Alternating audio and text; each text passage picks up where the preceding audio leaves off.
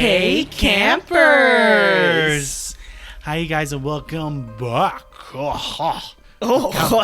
Insomnia. What the hell? My name is Zach. I am your head camp counselor. And I am Dolores, your other head camp counselor. Yes, and we are here to tell you spooky tales of the paranormal and true crime. Oh yes, all the spooky things. All the spookiness. Yeah, so last episode was wild. Yeah, I feel, now that we had a small break in between, I feel a little better. A little better. Yeah, no, me too. I don't feel like Harold is breathing down my neck. Oh God. And we don't have any more spooky things happening. So, yeah. That's good. Yeah. For the meantime, until we record part 2. So. Yeah. And I apologize. I should sound better now. Yeah, I don't know why the audio was fucking up. That was weird. I'm pretty sure it was me. I'm sorry. No. We can just blame not Harold. I'm not blaming him. No, not at all. But that's a little weird that happened while we were recording his episode. Though a lot of really weird little things were happening, though. That's true. That's true. Yeah. Yeah. I heard that. Oh my God, my mom, she's so angry. She's like, y'all already ate the pork chops. Oh my God. Yeah, we had pork chops for dinner, which were really good. Thank you, Jacob, for smoking them for us. They were pretty bomb. I think my mom seems a little agitated that she's eating pork chops. I don't know. Oh. Well, I want to tell her on that one. Yeah, oh my God. She didn't listen back to this. I was like, I was not agitated about those pork chops, son. Oh my God. Mom, yes, you were. I'm gonna die if she can hear herself in the background. Oh my God, no, me too. Oh yikes. So what do you got for us today? Well, I figured I'd still keep the spooky theme, but I just thought I would do some with our comeback, a little bit of fun, scary, spooky stories. Okay, cool. Not necessarily true stories. They're more of like actual campfire stories. Okay, cool. Yeah. Legit, too legit to quit. Hell yeah. All right. So, oh my God. I know you're angry, Dolores. I know. I'm always you didn't get to eat these amazing pork chops, okay? I know, right? Don't get so mad. I mean, shit, my mom's mad that she's even eating them to begin with. I can't even. But anyways, campers, let's gather around the campfire. Yeah, go ahead. Cozy up. Snuggle up. Grab a blankie. And let's see, tip for camp. Always keep the fire going. Okay, there you go. I like that one. That one's cute. Yeah. That should have been a t-shirt. We should make the t-shirt. Always keep the fire going. And then we're just like throwing campers into it. I'm just kidding. That's the first thing you think of. And I thought of like us sitting around like sipping tea or something. I don't know why. No, us sipping tea as campers are jumping into the fire. I can't with you. Yes. Human bonfire. I'm not chanting with you on this one. You're horrible. All right, moving on. All right, so I've got a couple stories here. Ooh. My first one is called The Boy Who Lost His Face. Oh. Yikes. Okay. Yes. How do you do that? Well, let me tell you. Okay. All right, so there's a summer camp on Satellite Island called Camp Orkilla. Every summer, groups of children go out to the island for overnight trips. The campers stay there for a few nights to go hiking and explore the island. There are a lot of tall cliffs, and the trail run along the edge of the cliffs. One summer, many years ago, a group of campers went out on a trip to Satellite Island. One of the campers was a 7-year-old boy named Johnny. Oh, little Johnny, how cute. Oh, little Johnny about to lose his goddamn face. I can't. He was a bit of a loner and didn't mix well with the other kids. Us. Yeah. Facts. Fun fact, campers, we were bullied and loners in middle school. Yo. Got bullied. Shout out to my bullies. Doesn't rhyme with Bonnie. Because I hate that fucker. Grava DV, whatever his last name is. He can go. Anyways, I hate the motherfucker. Long story short, it's not about me. It's about Timmy and being the loner. Johnny. By the way, his name was Ronnie. Fuck Ronnie. Oh my God. Fucking hate you, Oh my Ronnie. God, we're not going into this right now. Okay, sorry. Okay, what happened with Johnny? We're What trying to happened talk him? about Johnny's trauma, I'm not yours. Sorry. I know. I have a lot of it. Anyways, Shit. Anyways. little Johnny's trauma. Hold on. So, he liked to wander off on his own, and the camp counselors constantly had to keep an eye on him. Yeah, don't wander off in the forest, you dumbass. Yeah, We that's tell you one that of all our the time. camp rules. So, on their first day after they built camp, the counselors took the kids for a long hike on the trails around the perimeter of the island. Okay. Halfway through the hike, Johnny wandered off from the group and nobody could find him. Little shit. Well, goddamn it. They doubled back and searched the trail, but there was no sign of him. The sun was setting and the counselors had to take the kids back to camp before it got dark. Later that night, the counselors were about to go to bed when they saw Johnny walking down the trails. Finally. Damn, it took that long. What I'm mad about, one, is that they said, ooh, yikes, we gotta take this camper's back because we can't find Johnny. And then they went to fucking bed. They said, you know what, he'll be okay. Let's not keep searching for him. Let's not call the search and rescue team. No, let's go to bed. And then all of a sudden, motherfucking Johnny's like, I'm alive. I'm alive. They're like, oh shit, we forgot about your ass. Ooh, yeah, we were gonna get help. And we woke up the next day. I can't even. Yeah.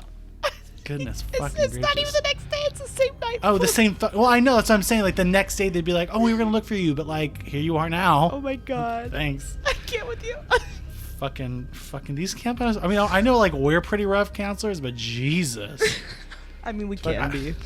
But we wouldn't At least I leave didn't throw little. them. Yeah. We wouldn't Yeah. leave I mean, little Johnny. I did say I was gonna throw mine into the fire, so I'm glad that they didn't do that. Anyways, moving on. Yes. I can't. How sad. Anyway, I never thought about that reading it through the first time. Yeah. Yeah. They just went to bed like, oh, he's missing. Oof. Let's go to sleep. Oof. Oof. Anyway, You know what? Those counselors must be Ronnie. I'm leaving. I'm leaving. Oh my God, my bully. Full circle. So they find him, right? He's coming out of the woods. Yes. He's like, Yeah. So he's walking down the trails here. They were relieved that they weren't going to have to report a missing child, but they were also angry that they had ignored their warnings and he wandered off from the group. Fair. Fair. The next day, as punishment, Johnny wasn't allowed to leave the campsite. He had to stay Okay. behind while the others went to explore the island. Little shit. Stay Little back. shit, don't fucking wander off. On the third day, Johnny begged to be allowed to go hiking again and explore the rest of the island. The counselors reluctantly decided to let him go with them again on the hike, but they warned him not to wander off on his own. However, while the kids were exploring the inner part of the island, Johnny disappeared again. God fucking damn it, Johnny. You need to put this motherfucker on a leash. I was gonna say, get it the little backpack leash. Yeah, a little backpack leash, just like a frog. God. Yeah, just, come on, Johnny, let's go. And you just Oh, tug on shit, him he to got get him off back. it. Yeah, literally. Jesus. So the counselors searched for him, but the island is quite large and they weren't able to find him. God damn it. Eventually, the sun began to set, and they were worried that if they stayed out after dark, they might run the risk of getting lost themselves. So the counselors had to take the other kids and make their way back to the main campsite, leaving Johnny alone in the woods again. Oh, there he goes again. Time to go back to sleep. Let's not get help. Yeah. What's that? What's help? So Jesus they all Christ. assumed Johnny would come back on his own again. Or dead. Or dead. But that night, as they were going to bed, there was still no sign of Johnny. Because at least last time he came back. He came back. Yeah. Yeah. This time he's like, oh, that's not Johnny. Johnny's gone. So they legit went to sleep this time, though. So it says, when they woke up in the morning, the wayward boy was still missing. So the counselors organized a search party. Oh, wow. Finally. They're like, let me get a good night's rest. Let me get my energy back. And then we'll go search for the motherfucker. God. Wow. Yeah, pretty much. So they searched the woods and the trails, but they couldn't find him anywhere.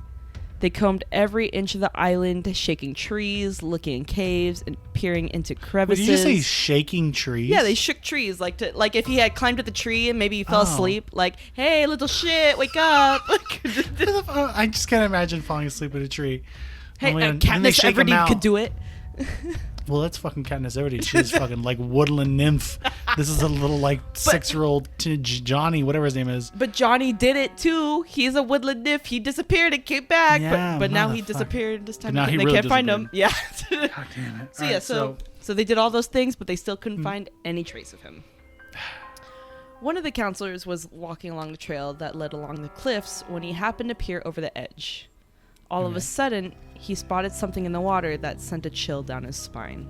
Oh no. It looked like a bundle of clothes being pushed by the tide up and down along the rocks at the base of the cliffs. Oh no, he went skinny dipping. You're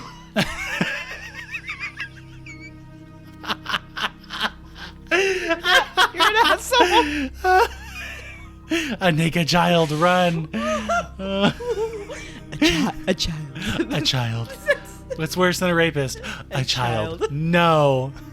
Anyways. Yikes. This is supposed to be a scary story. I know. Okay, so, oh no, they found his clothes. What happened? Where is he, Dolores? Tell me, I'm scared. I'm so scared. Is this us getting it out from last episode? Yeah, basically. I'll take it. That's fine. Anyways, the other counselors piled into a small boat and rowed out to the location. As they got closer, they could see that the body was a young boy floating face down in the water. Oh no. They recognized his clothes, and it was Johnny. Yeah. One counselor reached out and grabbed the boy by the scruff of his neck. As he tried to pull the body onto the boat, the small corpse flipped over and the counselor let out a horrified scream. Everybody on the boat saw that Johnny's face, or what was left of it. Oh my god. Yeah. The grisly sight made them vomit over the side. Oh no. Johnny's face was gone. Scraped off by the jagged rocks at the base of the cliff. Oh. There was nothing. Gnarly. There was nothing left but torn up flesh and a pair of eyes. Cold, dead eyes, wide open, staring right at them. Oh. Yeah. They had to call the Coast Guard to come and take the body. Johnny's parents were overcome with grief.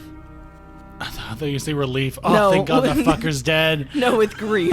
I like how they just now called the Coast Guard. Well, yeah, they found a body. Yeah, but you think let's call the Coast Guard because there's a missing child on this big island. I don't know. Well, they had a search party. They didn't think he drowned. What? The camp counselors and like the little like 2-year-old, where are we going, camp counselor? Find Johnny. Oh, look, a bird. I can't. Oh, look, a twig. Shut You're not helping, bitch. Find Johnny. Wow. Okay, so they find his dead body. Parents are sad. Yes. Ever since then, they say the ghost of Johnny haunts Satellite Island. They called him Johnny No Face. If you're on the island at night, it is said that you can see his eyes. Just a pair of cold, dead eyes staring at you from the trees, slightly watching you. They say if you wander off into the woods alone, you may come across a young boy with brown hair standing with his back to you. If you see him, whatever you do not speak to him. If you talk to him, they say, he will turn around and rip off your face. Wow, damn. Well, I need a new one anyway, so do me a favor. Johnny, go find me a cuter one. Thank you. Oh my god. And that's what I do. I'd be like, hey Ronnie, come here, there's this weird kid, you should go tell him to turn around. And then rip his face off. I'd be like, now who's the ugly bitch? I can't with you. Repressed anger is coming out, Camper. The shade is real right now. The shade. He'll never listen to this. And he'll probably say, well, the motherfucker's still gay, huh? And I'd be like, yeah. Not far off. Or use a other not so kind word. Mm-hmm. Yep. That was good. I like that one. Yeah. I like that one. So let's see. So I got another story for you. Yes, give it to me. This one is called The Camp Killer. Ooh. Mm-hmm. All right. All right. So there was a young boy named Mac Tolliver. He lived with his mother and his father in an old mansion on the edge of a forest. The family was wealthy, nice. and they owned a lot of land. Pretty nice. He had a good life, from what it sounds like. Yeah, fucking mansion. Yeah. Hell yeah. In the woods.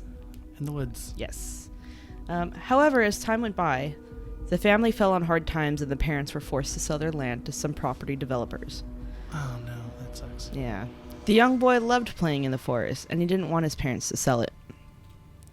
When the deal went through, the young boy was furious with his parents and went out of his mind. One dark night, he crept into his parents' bedroom and murdered them with a knife. Wow, what a dick. Yeah. What a dick. Their bodies were found by the police a few days later. They were hanging from the ceiling with their throats slit ear to ear. Holy crap. On the wall, there was a message written in blood. It read, "You shouldn't have sold the land." And it was signed, Mac Tolliver. That's what I figured. It's like, don't sell the fucking house, bitch. Yeah. That's what happens. Wow. Eek. Yeah. The boy was never seen or heard from again. But a few years later, the developers turned the land into a summer camp. The mansion where the Tolliver family had lived was still standing, but over the years it had become dilapidated and it was now abandoned. Oh, wow. The first summer it opened, 2 of the campers went missing. The camp counselors organized 2 search parties to go out into the woods and search for them. Good. Not Good. like the other ones. I know, not. Oh, we tried. Time to go to bed. Yeah. Jesus Christ. So eventually, the missing campers were found, but it was a horrifying scene. They were hanging by their necks from the branches of a tree, and their throats had been sliced open. Jesus. There was a wooden board nailed to the tree above them with a message written on it, written in blood. Oh, God. It read, "Stay off my land. No trespassing." and again signed, Mac Tolliver. What the fuck? Yeah. Fucking psycho. Yeah. Jesus. The next summer, the camp was still open. Around the campfire, the camp counselors told the story of Mac Tolliver and how he murdered his family. And also the 2 campers. Right. Yeah. And, obviously, all the kids were terrified. Yeah. There was one kid that summer who everyone really liked to pick on.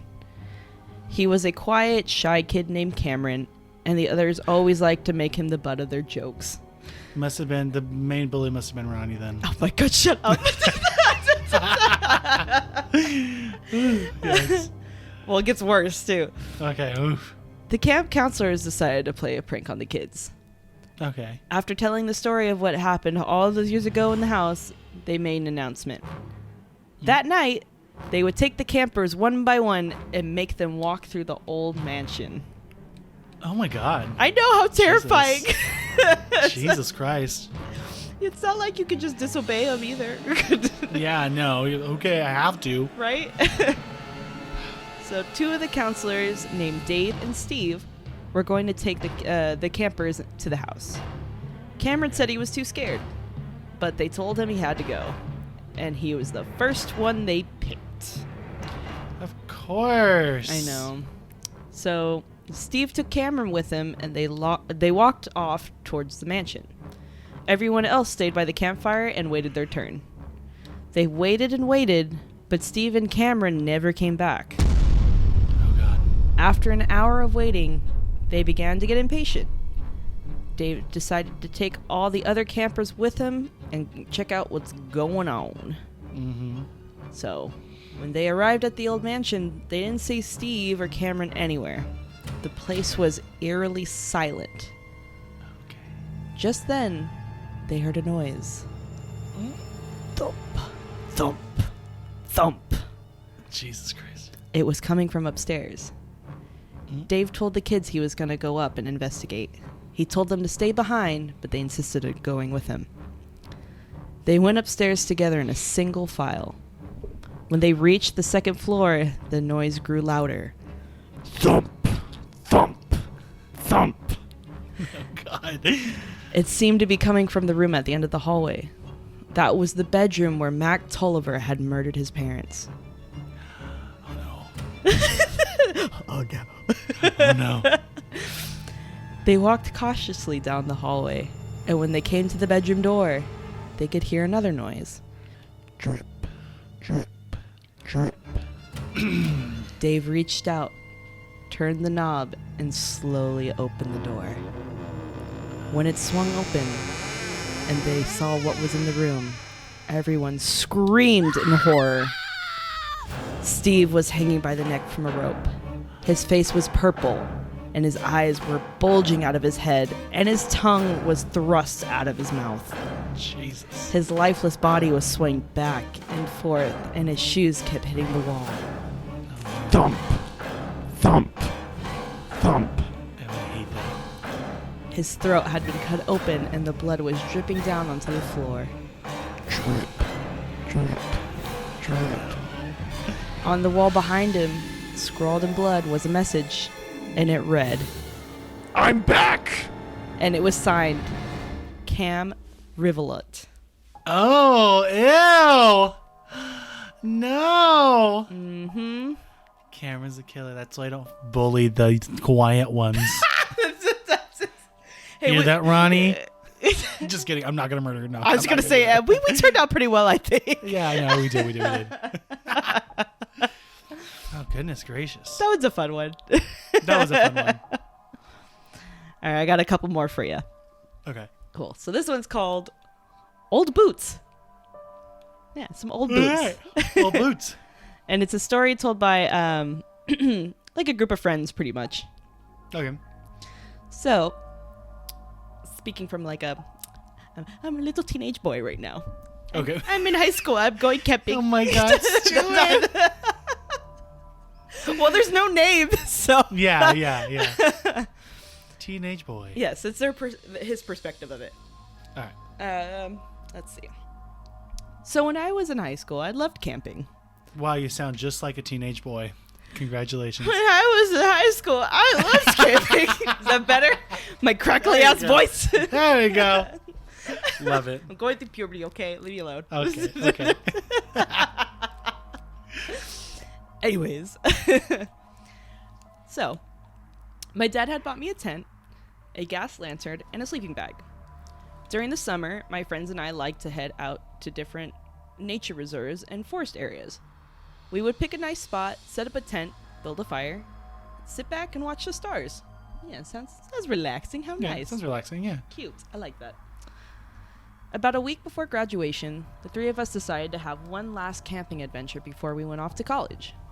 We loaded the camping supplies into the back of my friend's car and set off for a remote spot in the forest where we would spend the weekend. By the time we started walking down the trail, it was raining pretty hard and we were all soaked. The trail was very overgrown and extremely muddy. On the way, one of my friends slipped in the mud and broke the gas lamp. You had one job. Yeah, I know, literally. Jesus Christ. Oh my God. I'd be so mad. I'd be so mad. That meant we had to make do with only one flashlight. Ooh, that sucks. Jesus Christ. Yeah. It was almost dark when we arrived at the clearing in the forest and began to set up our tent. There was a pair of old black boots laying in the center of the clearing. One of my friends picked them up and flung them into the trees. It was still raining too hard to make a fire, so we got into the tent and just started telling each other scary stories in the dark. Okay. It was about midnight when we first heard footsteps. The sound caught us off guard. There wasn't supposed to be anyone else for miles. Yeah. We were alone in the wilderness, and suddenly, the silence of the night was broken by eerie, hollow footsteps that seemed to be coming straight towards our tent. Oh, Jesus. My stomach turned.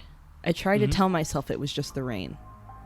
The three of us just huddled in the tent, staring at each other in darkness, eyes wide with fright. We knew it wasn't the rain.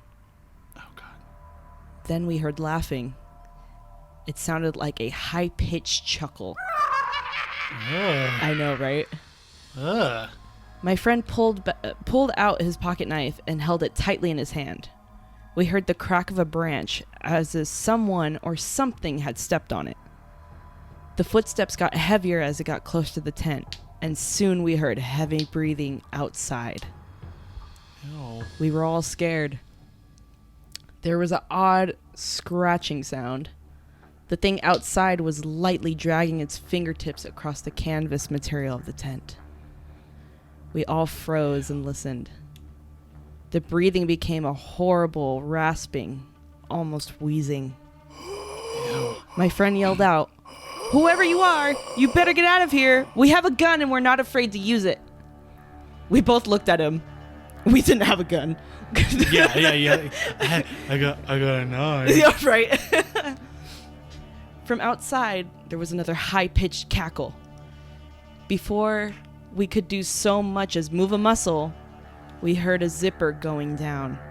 Oh God, Jesus Christ. We watched in horror as the zip on the front of the tent began to slowly move down.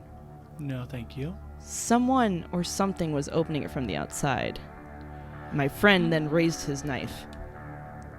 Quick as a flash, he thrust it out through the opening in the tent and rammed it into the dark. The chuckling suddenly stopped. Okay. We remained quiet for a few seconds and listened. The rain had stopped, and it was deathly silent outside. Taking a deep breath, I grabbed the flashlight and turned it on. Pulling back the flaps of the tent, I shone the light outside. There was a pair of old boots sitting right in front of the tent opening. My friend's knife was stuck right through the toe of the left boot. Whoever or whatever had been wearing those old boots only seconds before had completely vanished into the night. Ew, I hate that. Weird, right? Yeah, that one's weird. I just love it. We have a gun. We're not afraid to use it. Use it, and then shank. Yeah. Wow. Ew. No, thank you. I think I'd shit myself a little bit. I'd be like, there's no one there. Oh my God. Let's leave. Yeah, it's fucking creepy. Damn. So this story, my next one, I found on Reddit. And I thought it was really cool. And I was like, ooh, Reddit always has some creepy ass shit going on. Facts. Yep. Facts. So this one is called, I found an open Wi-Fi connection. Okay. Must be nice. Free So- Wi-Fi. Free Wi-Fi, yes. So I'm telling from another perspective of a friend group. Okay. So it starts off. They didn't believe me when I told them there was an open wireless network in range, apparently named quote-unquote free Wi-Fi.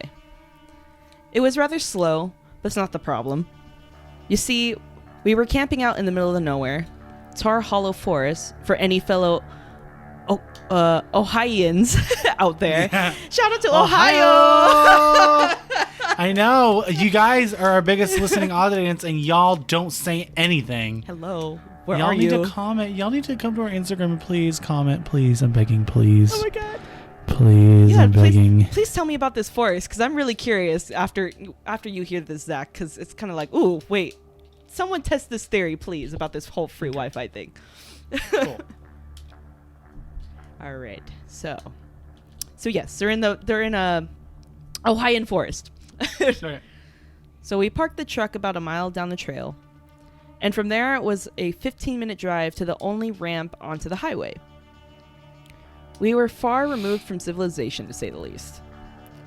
After we were all done with checking in on Facebook and replying to Snapchats, my friends and I made a game of finding a source of signal. Marco and Sheen went in one direction, and Mike and I went into another. 3 minutes later, we were all back at the site. The signal dropped off after 185 paces in the direction I went, and roughly 250 paces in the opposite. We agreed with Sheen's proposal to go in a third direction, so to approximate by triangulation the whereabouts of the source. Marco counted the steps, Mike kept an eye on the signal indicator, Sheen and I looked out for anything that remotely resembled a router. About 100 feet in, Mike told Marco to stop counting. The signal was at full strength. I looked around for flashing LEDs or running cables or anything that lit up.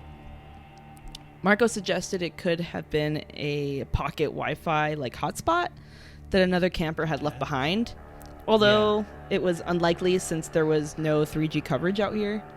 Yeah. But we found nothing. We gave up the search and made our way back towards the campsite. And that's when the Wi-Fi signal disappeared. The sun was setting and it was starting to fog up. A little spooked, we agreed we would pack our stuff and hike back to the truck. When we got back, we realized that we had been robbed. Oh. Yeah, because they were gone for a cool minute. For so long, yeah. Our bags were torn open, our food supplies were missing, and our tents were toppled.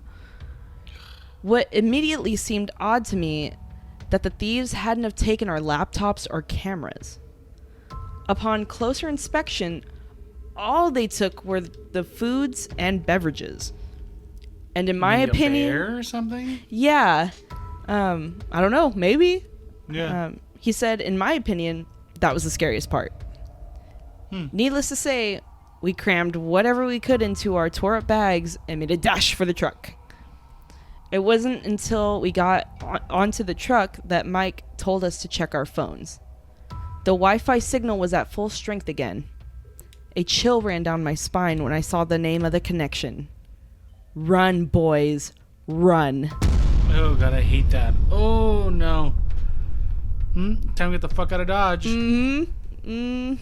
So someone had been watching him the whole time. Yeah, no shit. Creepy, right? Jesus, yeah, that's creepy as all hell. Oh, God. Yep. All right, I got one last one for you. And Okay, woo! Let's listen. You're going to get a kick out of this one. Okay, I'm excited. This one is called The Camp Counselor. Hey! It's about us.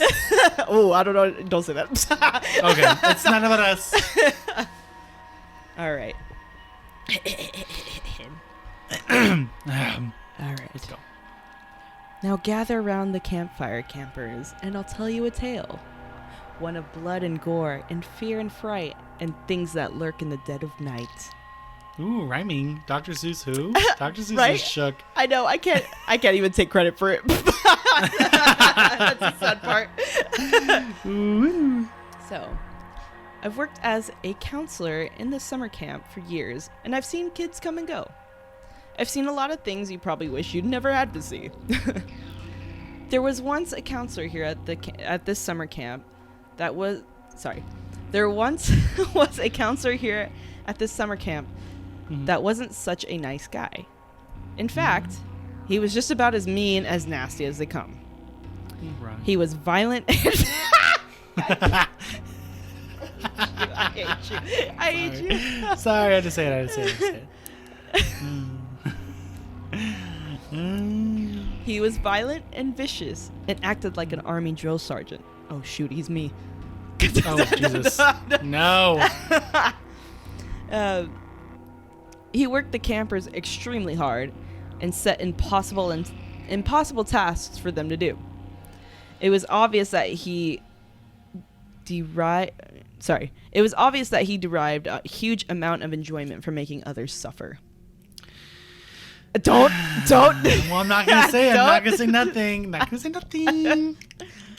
Every day, he would ring the bell to wake up the campers a full 2 hours before they were actually supposed to get up. Oh, God, what an ass. Right? Then...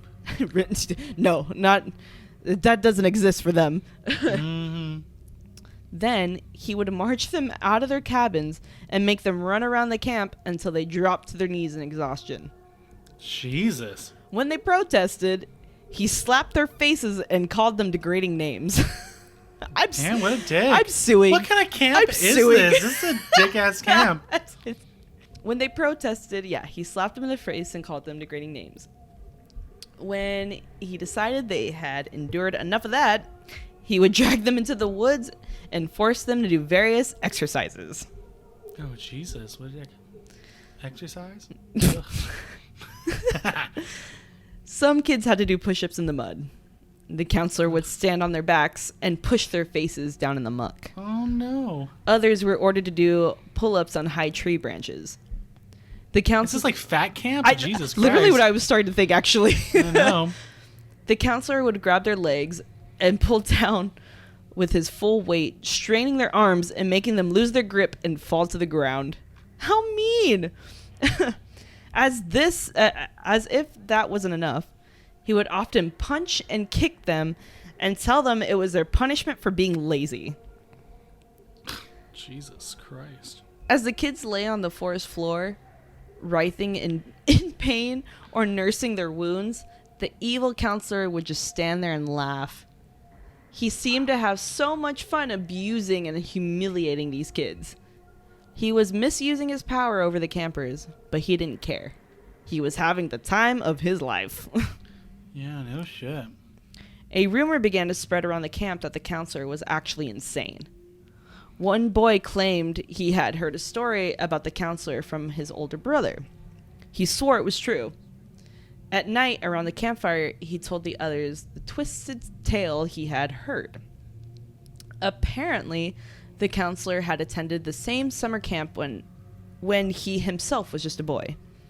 At that time, he was a shy and introverted 10-year-old, and he had a fear of pretty much everything. His father beat him regularly and told him every day that he was a weakling and a sissy. His father was just a tough military man, and he was embarrassed by his shy and retiring son. The counselor's father wanted him to, quote-unquote, man up, so he sent him to camp every summer. When he graduated from high school, his father began sending him to boot camp. Later on, the counselor was forced to join the military to follow in his father's footsteps. It was his experience in the military that unhinged his mind and caused his sadistic behavior. Great. While serving in Afghanistan, the counselor was abducted by terrorists and smuggled across the border into Pakistan. Jesus. There, in a secret location, the counselor was tortured for months and months until his near death. Eventually, he was rescued by a team of Navy SEALs and transported back to the U.S. base in Afghanistan. However, the terrorists inflicted such abominable tortures on him that it permanently changed him. People said that he lost his mind, and the military gave him an honorable discharge. Oof, that's sad. But then I also want to know, like, he applied to this camp. Like, you have all these traumas. You would be perfect. They probably didn't know. Yeah. Jesus. Back in America, he found it impossible to adjust to civilian life. He couldn't hold a job because of his vicious temper and his violent behavior. The only work he could find was a counselor in summer camp. The same summer camp he had been forced to attend as a child. Oh, there you go. Yep. The owner of the summer camp didn't see it as a problem. He thought that it was good for the kids to be getting so much discipline and exercise. In fact, that was why he hired the counselor. I hate this guy. Right? Parents sent their kids to his camp in order to toughen them up. Oh, well, there you go. However, as time went by, the crazed camp counselor became more and more abusive towards the campers, both verbally and physically. Jesus. The owner had no proof, so he couldn't do anything about it. As far as he was concerned, as long as the kids had no permanent or fatal injuries, the counselor could do as he pleased. Wow. Wow. Mentally, I'm fucked, but... Right? The campers quickly became more and more frightened of the counselor. If anyone dared complain to him, he would grab a stick or a tree branch and beat them with it until they were black and blue. Jesus Christ. He was becoming more violent by the day, and many campers feared for their lives. At night, at night before they went to sleep, he threatened them, saying that if they exposed his abuse, he would make sure they went on a long hike and never return. Jesus Christ. When I they, don't like that. I know, it's so sad. When they wrote letters home to their parents, the camp counselor insisted on reading them and censoring anything he thought might have given him a bad reputation. The kids and teenagers were forced to write letters signing their praises of the summer camp. Oh, God. Eventually, the older kids decided enough was enough. Good. You're right. They were teenagers, and they had to do something to protect their younger ones. They hoped they could scare the counselor into leaving. So one day, they were scheduled to go on a long hike. When the counselor wasn't looking, they swiped his backpack. Then, they gathered up all the insects, reptiles, and creepy crawlies they could find and stuffed them into his backpack. After zipping it up, they replaced the backpack, and the camp counselor never noticed a thing. The hike lasted about 3 hours, and when they reached the edge of a cliff, the counselor allowed them to stop for a short break. Mopping his brow, he reached into his backpack for a bottle of water. The minute he unzipped the backpack, a horde of snakes, spiders, worms, cockroaches, and slugs came pouring out. Jesus, I would panic. Oh, same. Yeah, flailing all about. What the fuck? They crawled up his arm, and within seconds, his face and his upper body was covered in insects and snakes. Jesus. The shocked counselor screamed and began swatting his arms and his face and tried to get rid of all the creepy crawlies. Mm-hmm. In his struggle, he took a few steps backwards and lost his footing. He fell off the cliff. As the horrified kids looked on, he toppled over the edge of the cliff and disappeared from view. Oh, Jesus. They heard a long, agonizing scream, followed by a sickening thud. Oof. Rushing to the cliff edge, the campers looked down. It was at least 100-foot drop, and there was no way of going down safely. Yeah, and no way he could survive that. Mm-hmm. Oh yeah, and he Right? hit hard. Okay. He hit hard. Assuming that the counselor must be dead, they made their way back to camp. It was a long hike, and on the way, they decided to get their story straight. They decided that they wouldn't mention anything about the prank that caused the counselor's incident. The teenagers didn't want to get in trouble, so they swore the younger kids to silence.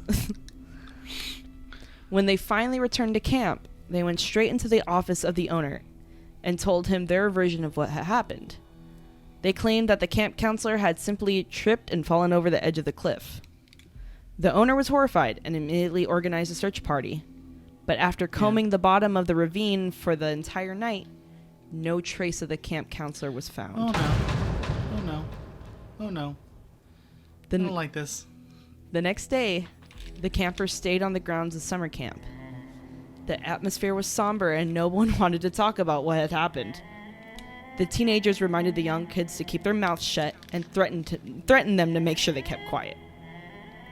As night fell, the campers found a spot near the woods and built a campfire. Then, they sat around the flames on logs, roasting marshmallows and singing campfire songs to lighten the mood. Gradually, the younger kids got tired and went to bed, leaving only the teenagers awake. There were then 10 campers sitting around the fire, 5 girls and 5 boys. A red-haired girl got up and said she was going to drop by the camp's office to ask the owner if there was any news. The other teens watched her silently as she walked back towards the main buildings. All of a sudden, they heard a faint voice whispering in the breeze. They weren't sure if it was real or just their imagination. It sounded like a man's voice softly singing. 1 little, 2 little, 3 little teenagers, 4 little, 5 little, 6 little teenagers, 7 little, 8 little, 9 little teenagers, all about to die.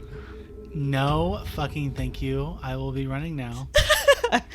At first, they thought it might be another camper playing a prank on them. The singing grew louder and more sinister. It seemed to travel around through the trees surrounding them and boxing them in. 1 little, 2 little, 3 little teenagers, 4 little, 5 little, 6 little teenagers, 7 little, 8 little, 9 little teenagers, all about to die. Jesus fuck. As the singing reached a crescendo, the teenagers started to panic. They ran back to camp and headed towards the owner's office. As soon as they burst through the door, they saw a girl kneeling on the floor and her hands covering her eyes. "What's wrong?" shouted one of the boys. The girl didn't answer. She just pointed towards the office desk. The others cautiously walked over to the desk and peered behind it. The body of the owner was just slumped against the wall. Oh no. His shirt was covered in blood and his head was missing. Oh my god. Screaming in terror, the teenagers locked the door and barricaded it with whatever furniture they could find. Within seconds, they heard someone pounding on the other side of the door. Oh god. Oh god. Then they heard a voice outside singing. 1 little, 2 little, 3 little teenagers, 4 little, 5 little, 6 little teenagers, 7 little, 8 little, 9 little teenagers, all about to die. Ew. There was no doubt in their minds. They knew it in their bones that the unhinged camp counselor had returned seeking revenge. If he managed to gain entry to the office, he would surely kill them all. Oh yeah. One girl, thinking quickly, grabbed the office phone and called the police. As tears streamed down her face, she told the police dispatcher they were under attack and begged them to send officers as soon as possible.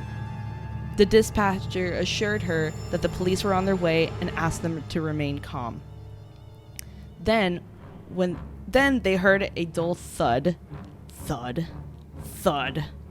of an axe chopping away at the other side of the heavy wooden door. Oh no!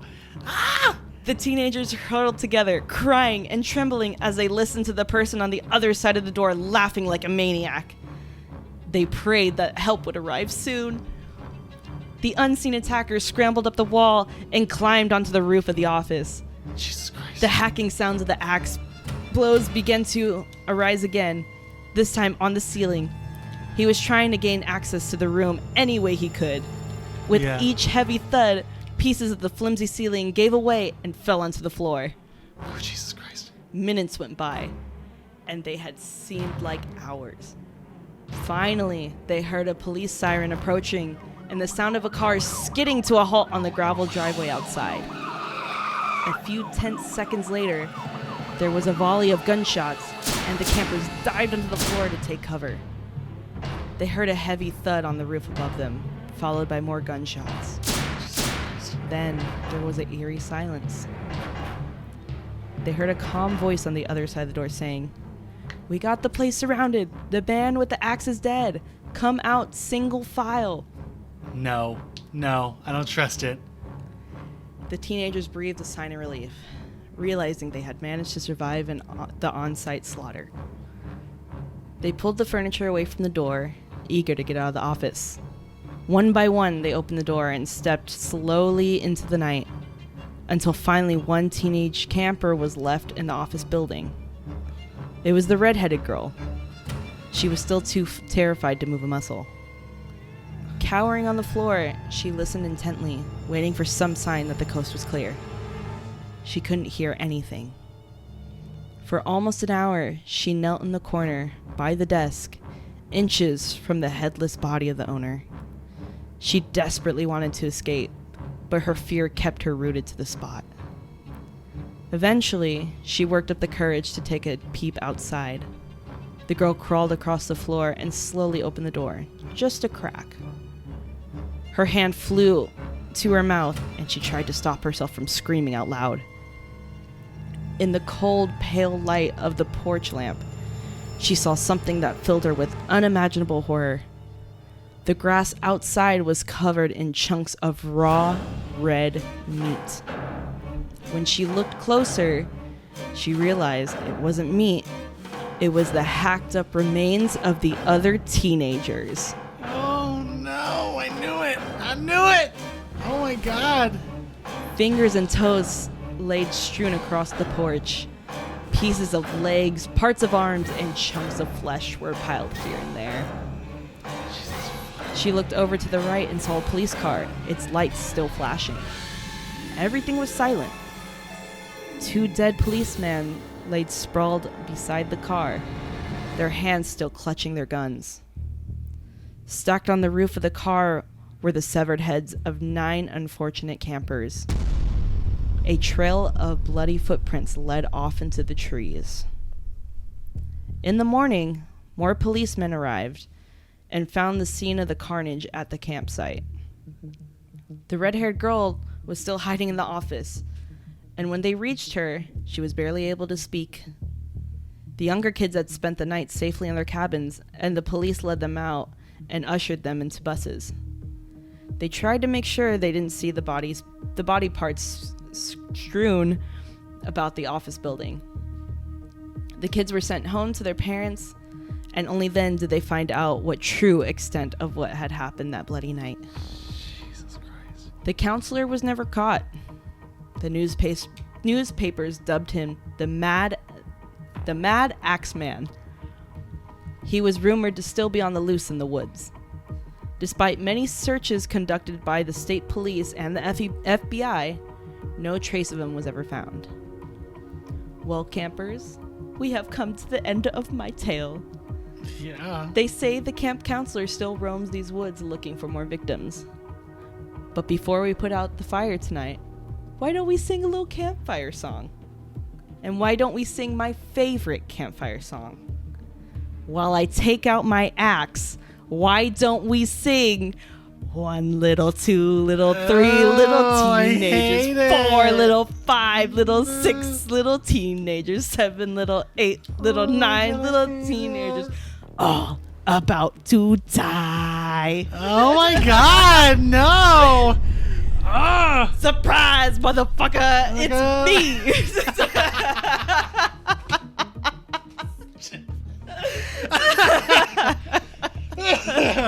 Oh my God, that was good. I figured you'd like that one. Yeah, that was good. That was scary. Oh, I got into it. I like that one. Yeah. Yeah, that one was really good. Holy shit. That one spooked me. Oh, good. I'm happy it did. Yeah, that would spook me on a campfire for sure if my camp counselor told me that. Oh, yeah. Imagine. Oh, yeah. Imagine. Oh, yeah. Oh, yeah. I'd be like, and I'm running away. I am fleeing off into the forest. Oh, seriously. Please leave my body parts alone and leave that axe where it belongs, next to the wood. Please. And hopefully I'm the 10th teenager, not the 9th. the one that survived. Yeah, the one that survives. Please. Or you could be like little Johnny with no face. Or I could be alive. Oh, yikes. Well, that is the end of my tales for you and everyone. I hope they at least spooked you a little bit. I had some fun with that one. Not gonna lie, it was pretty fun. Yeah, no, that was a lot of fun. That was a lot of fun. I think Oh my God, we should do this again. That was really cool. I found a ton of them. Yeah. I found a ton of stories. So I would be more than down to do another one of these. These are really fun. Yeah, that was a lot of fun. Yeah, that's something different to break up the true life stories of the paranormal and true crime. That's like a nice, Yeah. that's a nice break. Yeah. All right. At camp, what does the sun drink out of? At camp, what does the sun drink out of? Uh-huh. I don't know, a Capri Sun. Ooh, that's actually not bad, but no. Yeah. Okay, what is it? Sunglasses. Oh, shut up. Oh my God. How did I not see that one coming? Oh my God. Why don't mummies go to summer camp? Because there's no pyramids. No. What is it? What is it? They're afraid to relax and unwind. Oh my God, stupid. Oh my God. Yeah, wait, you might get this one actually. Okay. At summer camp, what did the lake say to the sailboat? What did the lake say to the sailboat? Uh-huh. Nice boat you got there. No, never mind. I thought you would get it. No. What is it? Nothing, it just waved. Oh, stupid. Oh my God. Oh my God. Oh my God. Stupid. Oh, shit. That was good. That's That was all I good. got for you. No. Well, thank you. You're welcome. Well, campers, we really hope you liked this episode. We really hope you liked it. Yeah, it was I definitely want to do another one of these. This is. Oh yeah, no. It definitely needed it after that other one. Yeah, we after just the did. Herald, and now we gotta do Herald Part 2. So Yeah, exactly. all this happiness about to go downhill from now. Yeah, we're about to go back into this again. Yeah, exactly.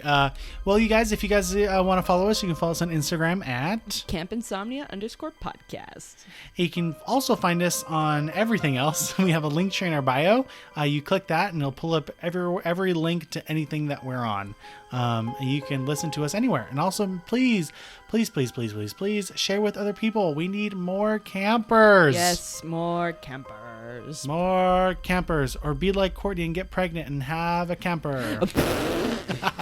Yeah, we'll just make more campers. Yeah, make more campers by cuddling. Oh my god. Yep, by cuddling, By cuddling. the other rule exactly.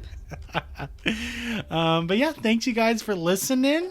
And we will see you next time. See you next time. Bye, campers. Bye. Bye.